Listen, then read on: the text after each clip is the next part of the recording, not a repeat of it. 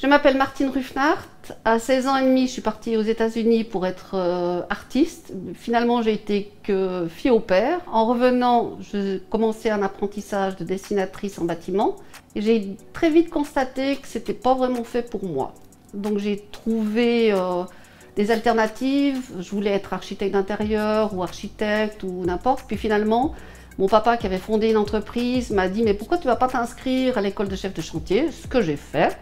Puis finalement, ils m'ont accepté, ce que j'ai été étonnée, donc il faut quand même le dire. Par ce biais-là, j'ai été la première femme de Suisse à avoir un diplôme de chef de chantier à Fribourg. Alors vous me posez la question si l'école d'ingénieur a changé ma personnalité. Alors sur le fond, je vous dirais de toute façon oui, parce que pour chaque tranche de vie, il y a une modification, il y a une modification personnelle, il y a une évolution personnelle. Donc automatiquement, je vous dirais oui. Comment mon métier a évolué par rapport à ce que nous avons appris à l'époque. Je vous dirais que la première chose, ce serait l'informatique, ce qui n'était pas le cas à notre époque. Déjà, on n'avait pas le téléphone, c'était sympa. Non, mais c'est important parce que maintenant, les gens, ils réfléchissent plus, ils téléphonent.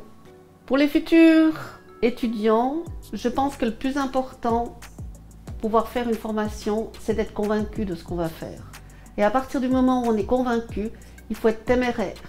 Et une fois que nous sommes téméraires, on peut aller très très loin. Parce que l'école de chef de chantier vous permet aussi d'avoir des activités autres, dans le sens que vous pouvez participer à devenir entrepreneur diplômé dans différents secteurs, que ce soit le génie civil ou le bâtiment. Et en même temps, ce que je ne savais pas à l'époque, j'aurais pu même faire des études de droit, parce que j'ai toujours été hyper intéressée dans le droit de la construction. Et malheureusement, à l'époque, je ne savais pas que j'avais accès à à l'université.